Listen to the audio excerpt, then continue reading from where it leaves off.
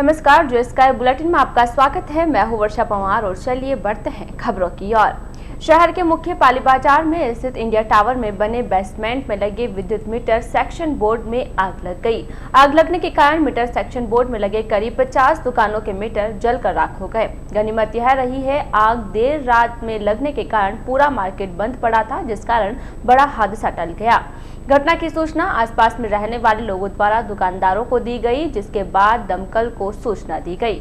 दमकल ने मौके पर पहुंचकर दुकानदारों की मदद से कड़ी मशक्कत के बाद आग पर काबू पाया। आग लगने का कारण टावर में लगे मोबाइल टावर में शॉर्ट सर्किट होना बताया गया, जिस कारण टावर में लगे विद्युत मीटर बोर्ड सेक्शन में लगे मीटरों ने आग पकड़ ली। मंगलवार को सभी टावर के दुकानदारों ने टावर में लगे मोबाइल कंपनी के टावर को यहां से हटाने की मांग को लेकर विरोध प्रकट किया है।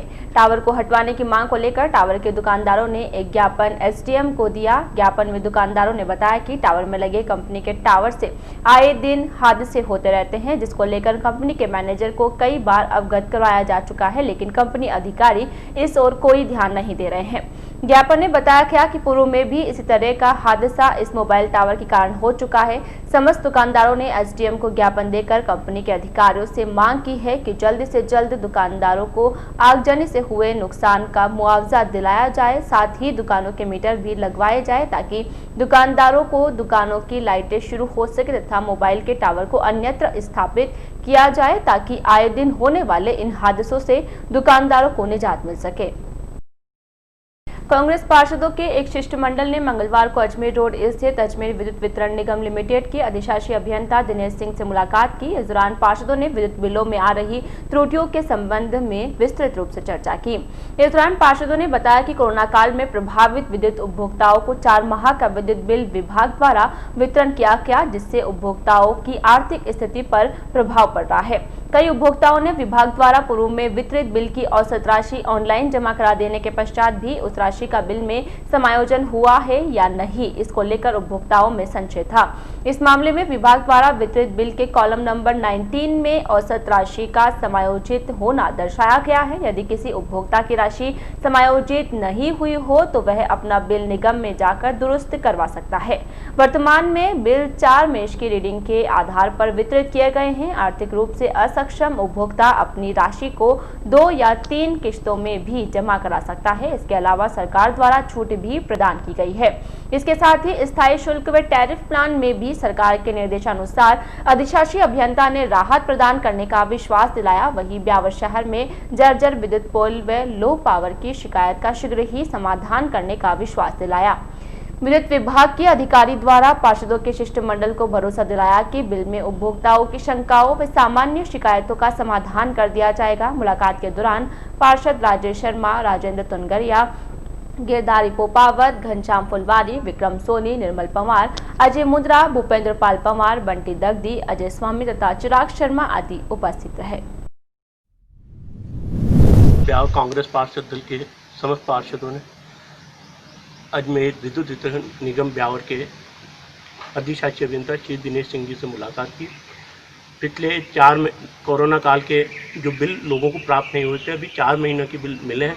वो भारी भरकम बिल थे। हर आदमी को निश्चित तौर पे एक तरह से मानसिक रूप से प्रताड़ित करने वाला बिल था। इसलिए उन लोगों को समस्याओं को लेकर हम लोग आज मिले। जिस तरह से लोगों को 2 महीने का एवरेज का बिल दिया गया, वो 2 महीने का एवरेज बिल लोगों ने भर दिया ऑनलाइन। लोगों को ये लगा कि शायद वो पैसा जमा नहीं हुआ। इसके अंदर 19 नंबर का एक कॉलम है, उसके अंदर इस राशि को समायोजित किया गया। अगर कहीं भूल से कंप्यूटर ने या इनके विभाग ने उस राशि को जमा नहीं किया तो वो आम उपभोक्ता जाए डिपार्टमेंट में अपनी समस्या का समाधान करा सकता, उस राशि को माइनस करवा के बाकी शेष राशि का पैसा भर सकता। जो लोग आर्थिक रूप से संपन्न नहीं, जो रोजाना काम करने वाले लोग हैं, जिनकी आर्थिक स्थिति सही नहीं है, वो ऐसे लोग लगभग ये समझ लो 7-8 हज़ार रुपये तक का जिनका बिल होगा, उन को हम लोगों ने इंस्टॉलमेंट में समायोजित करने की बात करी कि उसको 2-3 इंस्टॉलमेंट में पैसा ले लिया जाए। इसके अलावा शहर के अंदर कई जगह जर्जर पोल है, कई जगह भी पावर की जो कमी है, उन लोगों को भी तो उन्होंने हमसे यही कहा कि आप हमें बताएं, उन समस्याओं का भी हम समाधान शीघ्र कर देंगे। स्थायी जो शुल्क लगता है वो शुल्क बढ़ के आया है, फरवरी से वो बढ़ा है। उसके बारे में हम लोगों ने कहा कि स्थायी शुल्क में जो भी इसमें रिबेट मिल सकती है वो मिलनी चाहिए। सरकार के द्वारा 6% की रिबेट दी गई है, वो 6% कहीं भी इसमें दिखाया नहीं गया, तो आम जनता उससे गुमराह हो रही है कि हमें 6% की रिबेट सरकार द्वारा नहीं दी गई डिपार्टमेंट।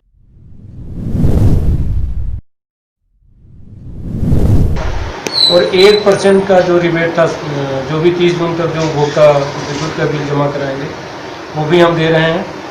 और अभी जो भी निगम के नियम थे उसके अंदर 5% 1% वो हम दे रहे हैं। लेकिन बीच में क्या कि टैरिफ फरवरी में बढ़ गया था और वो लॉकडाउन की वजह से इम्प्लीमेंट नहीं हो पाया था। तो अब जब रीडिंग आ रहा है उसको लॉकडाउन खुलने के बाद में उसकी बिलिंग जो हो रही है तो बढ़े हुए टैरिफ के हिसाब से बिल जा रहा है।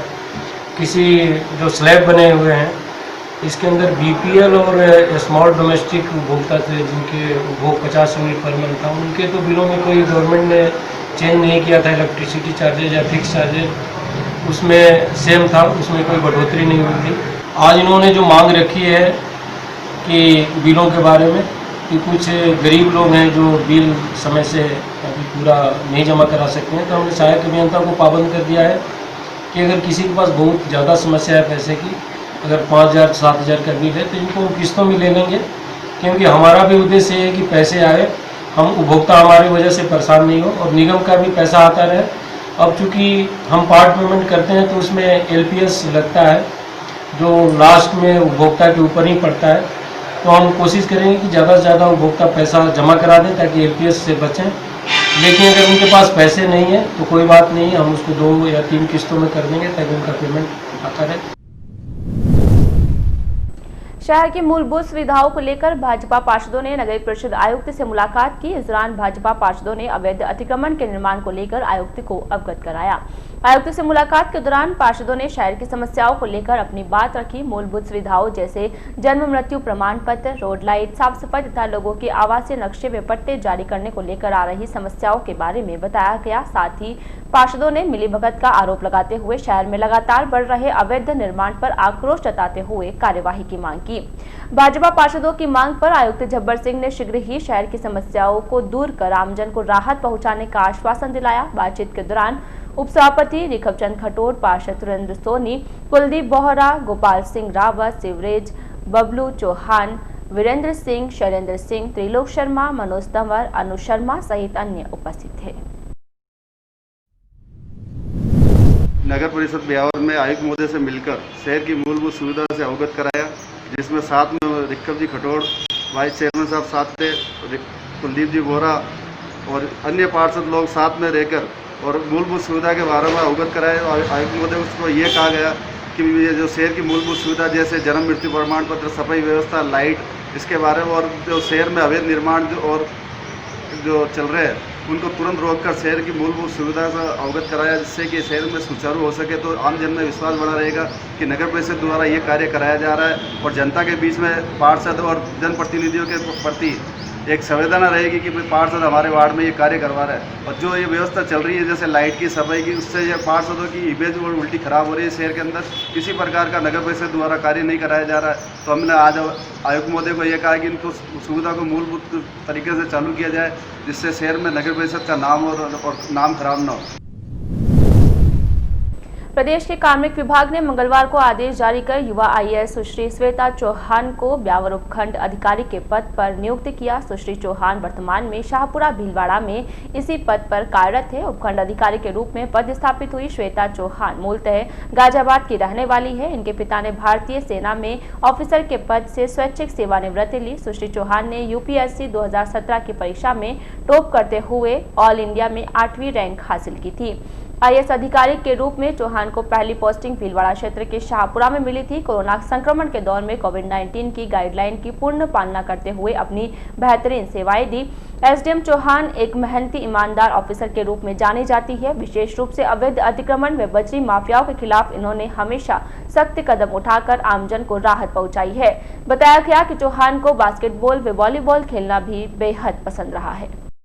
शहर में कोरोना संक्रमितों की संख्या लगातार बढ़ती जा रही है। सोमवार देर रात एक साथ 10 संक्रमितों के आने के बाद मंगलवार को एक साथ 9 कोरोना पॉजिटिव सामने आए। ब्यावर के अलग अलग क्षेत्रों से आए कोरोना मामलों में गोपाल जी मोहल्ला में 2 युवाओं को कोरोना पाया गया। वहीं जालिया रोड, तेजा चौक, कॉलेज रोड, सासी बस्ती, चंपानगर से एक कोरोना के मामले सामने आए। बाहरी क्षेत्र में निमड़ी खेड़ा, नाइकला व मसूदा से भी कोरोना पॉजिटिव पाया गया। मंगलवार को सामने आए कोरोना पॉजिटिव मामलों में 9 में से 6 युवा अवस्था से जुड़े मामले रहे। इसके अलावा मंगलवार को 86 लोगों की कोरोना रिपोर्ट नेगेटिव पाई गई। वहीं 82 लोगों का कोरोना सैंपल लिया गया। इससे पूर्व सोमवार देर रात को सामने आए पॉजिटिव में 4 पुरुष और 6 महिला कोरोना पॉजिटिव पाए गए।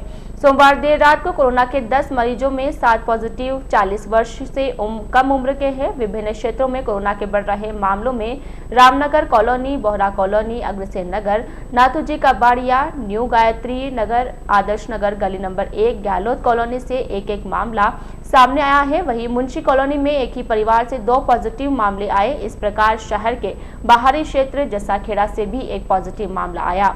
बताया गया कि जस्साखेड़ा निवासी पॉजिटिव युवक अस्पताल के बर्न वार्ड में भर्ती था। रैंडम सैंपलिंग के दौरान उक्त युवक पॉजिटिव पाया गया। चिकित्सा विभाग ने सतर्कता बरतते हुए संक्रमितों के आसपास के लोगों के स्वाब सैंपल एकत्रित कर जांच के लिए भिजवाए। शहर में कोरोना के बढ़ते मामलों को देखते हुए आमजन को लापरवाही छोड़ सतर्कता बरतने की अति आवश्यकता है। आमजन को बाजार व भीड़ भरी जगहों में सोशल डिस्टेंसिंग का ध्यान रखना व मास्क लगाना जरूरी है।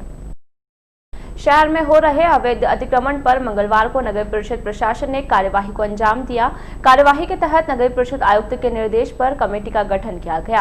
अवैध निर्माण की शिकायतों पर मंगलवार को अतिक्रमण हटाओ दस्ते ने शहर के विभिन्न इलाकों में कार्यवाही की। इस दौरान दस्ते की टीम ने कंचन देवी पेट्रोल पंप के सामने हो रहे अवैध कॉम्प्लेक्स के निर्माण व समीप ही हो रहे बेसमेंट की खुदाई का कार्य रुकवाकर मालिक को पाबंद किया। इसके साथ ही परिषद के दस्ते ने पाली बाजार व कृषि मंडी क्षेत्र में हो रहे अवैध निर्माण को बंद करवाकर नोटिस छपवा किया। परिषद की इस कार्यवाही से शहर में अवैध निर्माण करने वालों में हड़कंप मच गया। शहर में अतिक्रमियों ने अपने स्तर पर अनेक स्थानों पर कुछ समय के लिए हो रहे अवैध निर्माण को रोक दिया। वहीं अधिकारियों का कहना है कि पार्षदों द्वारा शहर में अवैध निर्माण को लेकर लगातार आ रही शिकायतों के निवारण के लिए कार्यवाही की गई। इस दौरान अतिक्रमण प्रभारी रतन सिंह पंवार, जयन, कपिल बोहरा, सुरेश काठा सहित नगर परिषद जमादार शामिल रहे। आयुक्त महोदय द्वारा हमें ये टीम बना करके निर्देश दिए गए थे कि जो भी शहर क्षेत्र में स्वीकृति के विपरीत निर्माण कार्य चल रहे हैं, जो आवास से स्वीकृत करके या फिर इसके विपरीत जो भी निर्माण चल रहे हैं उनको निर्माण कार्य को तुरंत बंद कराने के निर्देश अनुसार टीम गठित करके हमारे कनिष्ठ अभियंता श्री कपिल जी गोरा, सुरेश जी कटार और कुछ जमादार वगैरह की टीम निर्धारित करके हमें निर्माण कार्य बंद करा। कंचन पेट्रोल पंप के सामने एक बेसमेंट खुदरा था, 100% उसको बंद कराया है और उसके सामने ही एक गोयल बिल्डिंग बंद कराई है। पाली बाजार के अंदर 2 निर्माण कार्य चल रहे थे, उनको बंद कराया गया और एक निर्माण वो कृषि मंडी के सामने उनको भी बंद कराया गया है और आगे भी ये कार्रवाई जारी रहेगी। सभी निर्माण कार्य को बंद करा दिया गया है और इस पर पूरी निगरानी रखी जाएगी, किसी प्रकार का निर्माण कार्य नहीं होना चाहिए। ब्रेक के बाद स्वागत है आपका। शहर के बाजार में बढ़ती भीड़ व यातायात सुविधा को सुचारू रखने के लिए नगर परिषद के साथ साथ ब्यावर सिटी थाना पुलिस ने भी मंगलवार को सख्ती बरती। चांगेर से लेकर मुख्य बाजार में अतिक्रमण के खिलाफ सक्रियता दिखाते हुए पुलिस कर्मियों ने फल सब्जी ठेले वालों को बाजार से बाहर खदेड़ा। कार्यवाही के दौरान फुटपाथ पर बैठकर सब्जी बेचने वालों को भी बाजार परिसर से बाहर जाने की हिदायत दी। इस दौरान कार्यवाही करते हुए सिटी थाना पुलिस ने बाजार में अपनी दुकानों के बाहर अतिक्रमण करके सामान फैलाकर बैठने वाले दुकानदारों का सामान भी अंदर रखवाया और भविष्य में अतिक्रमण नहीं करने की हिदायत दी। साथ ही कार्यवाही करते हुए पुलिस कर्मियों ने बाजार में बेतरतीब रूप से खड़े वाहनों को भी हटाया। पुलिस कार्यवाही के बाद बाजार के हालात सुधरे नजर आए व तंग हाल बाजार कुछ देर के लिए खुला नजर आया। गौरतलब है कि बाजार में नगर परिषद या पुलिस विभाग द्वारा अतिक्रमण हटाने की कार्यवाही के बाद कुछ समय के लिए बाजार की व्यवस्था सुचारू होती नजर आती है, लेकिन थोड़ी देर बाद ही स्थिति जस की तस हो जाती है। प्रशासन को चाहिए कि बाजार को अतिक्रमण से मुक्त करने के लिए ठोस नीति बनाई जाए। शहर में आयुर्वेद विभाग के पूर्व निदेशक डॉक्टर रमाशंकर पचौरी को राज्य सरकार ने सलाहकार समिति में सलाहकार सदस्य के रूप में मनोनीत किया। आयुर्वेद एवं भारतीय चिकित्सा विभाग राजस्थान जयपुर के अंतर्गत डॉक्टर पचौरी सलाहकार सदस्य होंगे। ज्ञातव्य है कि डॉक्टर रमाशंकर पचौरी ब्यावर के चिकित्सालय में अर्शभगंदर रोग के शास्त्रोक्त चिकित्सक रहे हैं एवं वरिष्ठ चिकित्सा अधिकारी प्रभारी का दायित्व भी निर्वहन किया है। डॉक्टर पचौरी ने आयुर्वेद विभाग में उपनिदेशक आयुर्वेद विभाग अजमेर एवं अतिरिक्त निदेशक आयुर्वेद विभाग के पदों पर भी कार्य किया है तथा वर्तमान में अवैतनिक रूप से चिकित्सालय में अर्शभगंदर शास्त्रोक्त चिकित्सक के रूप में अपनी सेवाएं प्रदान कर रहे हैं। डॉक्टर पचौरी के नियुक्ति पर विभाग के सदस्यों व परिचितों ने हर्ष व्यक्त किया। गत सत्र के परीक्षा परिणाम की समीक्षा एवं संकलन का कार्य पूरा करने की कवायद मंगलवार को शुरू हुई। जिला समान परीक्षा अजमेर संयोजक के निर्देश पर गत सत्र के परीक्षा परिणाम की समीक्षा एवं संकलन का कार्य ब्यावर व मसूदा उपखंड के विद्यालयों के लिए राजकीय पटेल उच्च माध्यमिक विद्यालय में मंगलवार से शुरू हुआ, लेकिन पहले दिन एक भी स्कूल का परीक्षा परिणाम जमा नहीं हुआ। स्कूल के संस्था प्रधान राजेश जिंदल ने बताया कि दोनों उपखंड के करीब 200 सरकारी व निजी स्कूल 30 जुलाई तक सुबह 8 बजे से दोपहर 1 बजे तक अपने प्रतिनिधि को भेजकर कक्षा 1 से 5वीं व कक्षा 9वीं तथा 11वीं का परीक्षा परिणाम जमा करवा सकेंगे। इसके लिए अजमेर जिला समान परीक्षा संयोजक की ओर से सभी निजी व सरकारी स्कूलों को निर्धारित प्रपत्र संख्या 1 से 5 तक भेज दिए गए हैं। प्रपत्र में बिना किसी बदलाव के सॉफ्ट कॉपी व हार्ड कॉपी संस्था प्रधान के हस्ताक्षर सहित जमा करवाने हैं। राजकीय अमृतकोट चिकित्सालय में मदर एंड चाइल्ड विंग में चल रहे विस्तार कार्य ने फिर से गति पकड़ ली है, जिसके तहत लगभग 2 माह में कार्य पूर्ण होने की संभावना है। नए वार्ड के बनने से प्रसूताओं की सुविधाओं में विस्तार होगा, साथ ही मासूमों के लिए पीडियाट्रिक एवं एमटीएस की सुविधा भी बढ़ेगी। इससे चिकित्सालय में करीब 50 बेड की क्षमता बढ़ जाएगी। जानकारी के अनुसार एमसीएच विंग में वर्तमान में 100 बेड की कैपेसिटी है, लेकिन वर्तमान में उससे अधिक बेड लगा रखे हैं। जिला स्तरीय चिकित्सालय होने के चलते लगातार प्रसूताओं के बढ़ते दबाव को देखते हुए गत वर्ष सरकार एवं विभाग की ओर से 50 बेड विस्तारीकरण की स्वीकृति जारी की गई है, जिसके तहत अब तीसरी मंजिल पर 50 बेड के पीडियाट्रिक एवं एमटीएस वार्ड का निर्माण के लिए करीब 2 करोड़ रुपए की स्वीकृति जारी कर कार्य शुरू किया गया था। अक्टूबर 2019 से मौके पर कार्य चल रहा है, लेकिन पहले चिकित्सालय प्रबंधन एवं निर्माण इकाई के मध्य तालमेल के अभाव में कार्य रुक गया। उसके बाद कोविड-19 के प्रभाव के चलते कार्य नहीं हो पाया। ऐसे में मई माह में पूरा होने वाला कार्य अभी भी अधूरा है। लॉकडाउन की स्थितियां सामान्य होने के बाद कार्य ने फिर से गति पकड़ ली है। वर्तमान में विभाग में कुछ निर्माण कार्य सहित फिनिशिंग संबंधी कार्य प्रगति पर है। जल्द ही रंग रोगन आदि का कार्य भी पूर्ण कर लिया जाएगा। अनुमान के अनुसार लगभग 2 से 3 माह में कार्य पूर्ण कर चिकित्सालय प्रबंधन को उपयोग के लिए सुपुर्द कर दिया जाएगा। निर्माण कार्य पूर्ण होने के बाद द्वितीय तल पर संचालित पीडियाट्रिक वार्ड यानी बच्चों के वार्ड को तीसरी मंजिल पर शिफ्ट कर दिया जाएगा। साथ ही एमटीएस यानी कुपोषण उपचार केंद्र को भी इसी वार्ड में शिफ्ट किया जाएगा, जिससे 2 वार्ड प्रसूताओं के बेड के लिए खाली हो जाएंगे। इससे करीब 50 बेड से अधिक की संख्या में बढ़ोतरी हो जाएगी। विश्व हिंदू परिषद एवं एकल विद्यालय के द्वारा मगरा मेरवाड़ा अंचल के ग्रामीण क्षेत्रों के लगभग 400 गांवों में रक्षाबंधन उत्सव सोशल डिस्टेंसिंग के नियमों का पालन करते हुए मनाया जाएगा। इसकी रूपरेखा हेतु आशापुरा माता धाम में विश्व हिंदू परिषद ब्यावर परियोजना एवं एकल विद्यालय के कार्यकर्ताओं की संयुक्त बैठक आयोजित की गई। बैठक से पूर्व विधिवत शुभारंभ ब्यावर परियोजना के प्रमुख लक्ष्मी नारायण एवं एकल विद्यालय के प्रांत मंत्री पृथ्वी सिंह भोजपुरा ने किया।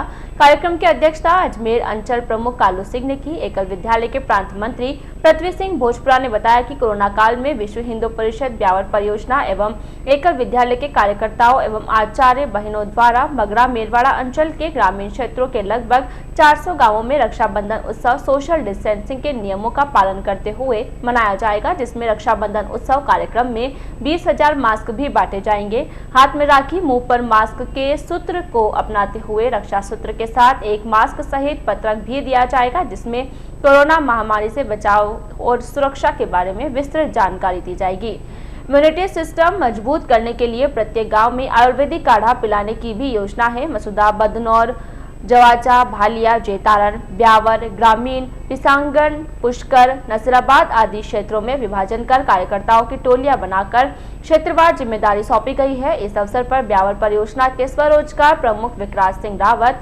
प्रशासनिक प्रमुख सूरज प्रताप सिंह चौहान, युवा आयाम प्रमुख मुकेश माली, उमराव सिंह सुजावत, मसूदा पूर्णकालिक प्रमुख भगत सिंह, रामपाल सिंह किशनपुरा, राकेश जांगीर, अशोक सिंह मसीनिया, विक्रम सिंह, गोविंदपुरा, कालूराम, राज्यावास, गोविंद शर्मा, बर आदि पदाधिकारी एवं कार्यकर्ता उपस्थित रहे। जो ये कार्यक्रम है विश्व हिंदू परिषद और एकल विद्यालय जो अभियान के हमारे विद्यालय चलते हैं मगरा मेरवाड़ा क्षेत्र में, इनकी एक संयुक्त बैठक आहूत हुई।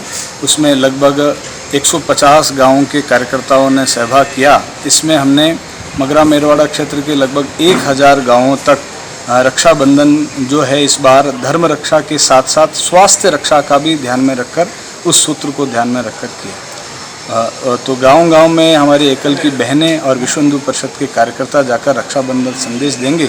धर्म रक्षा के साथ स्वास्थ्य रक्षा का भी संदेश देंगे, जिसके तहत रक्षाबंधन बांधकर और मुंह पे मास्क लगाकर ये हमारा अभियान रहेगा। तो हमने इसके लिए एक नारा दिया है, हाथ पे राखी मुंह पे मास्क। ये नारे के साथ हमारे कार्यकर्ता 1000 गाँवों तक जाएंगे। आज के इस बुलेटिन में फिलहाल इतना ही। पूरी टीम के साथ दीजिए इजाजत, फिर मिलेंगे। नमस्कार।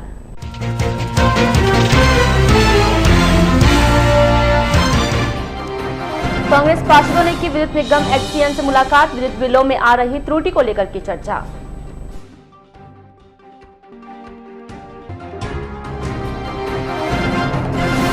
ब्यावर में नहीं थम रही कोरोना संक्रमितों की संख्या, सोमवार को 10 के बाद मंगलवार को एक साथ आए 9 कोरोना पॉजिटिव।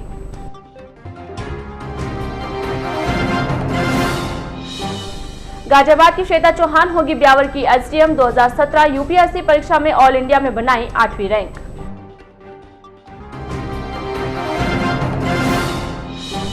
अवैध निर्माण पर नगर परिषद ने ली सुध, अतिक्रमण दस्ते ने रोके कुछ क्षेत्रों में अवैध निर्माण।